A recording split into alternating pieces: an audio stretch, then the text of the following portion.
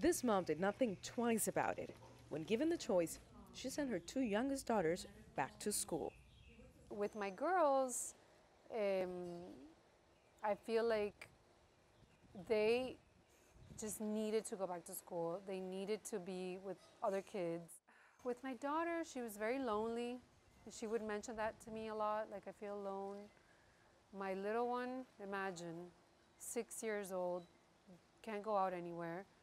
And we were in a condo. We moved here in the middle of the pandemic. Florida was one of the first states to reopen its classrooms last fall, offering parents the option of in-person classes or keeping them home for remote learning during the pandemic lockdown. One parent shares her experience. Oh yes, I got super judged. A lot of my friends decided not to send their kids to school. The fact that in the news it said, and the doctor said, that kids don't get it as strong as adults also made me feel more at ease sending them back to school. Miami-Dade County, the fourth largest school district in the country, started preparing for reopening as soon as they were ordered to close.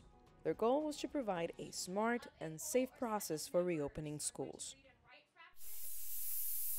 But we also had science on our side.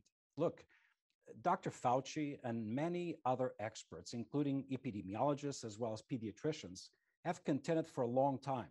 And this has been the subject of recent publications in the American Journal of Medicine, but also through the CDC, that schools have never been super spreaders. According to officials, social distancing is implemented at all times, even when boarding the school bus. Children are required to wear masks at all times.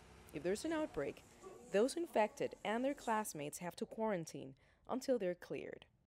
We redoubled our efforts in terms of electrostatic disinfection of buildings on a daily basis, in addition to really modifying the architecture, the internal architecture of movement of students within schools, turning what used to be two-directional hallways into one-direction stairways the same way, ensuring that everybody's wearing a mask all the time, ensuring mandatory washing cycles of hands for students, particularly younger students.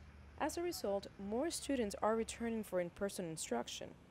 President Biden has also said that he wants more schools to reopen, and the CDC finally issued new back-to-school guidelines. Florida teachers are looking forward to a return to normalcy. I'd really like to see all the kids back on campus. I mean, that's really, as teachers, as educators, that's what we really want. We want everyone here on campus so that we're with them. Despite the aggressive public campaign, close to 90,000 Florida students did not return to school this year. They haven't shown up for either in-person or online classes, and officials fear that many of these students are not being educated at all. Armando de Quesada is a teacher at a local Catholic school in Miami. I think in-person learning is critical, to making sure that the kids are where they need to be and we can keep track of them and make sure they're healthy and safe. Earlier this month, the United Nations Children's Fund issued a report emphasizing the need for countries to prioritize reopening schools, something the state of Florida had called for last year. And for Carolina and her family, that was the best choice. When I asked them, do you guys want to go back to school? They were dying to go back to school. And they're super happy in school. Nitza, Soledad, Perez, CGTN, Miami.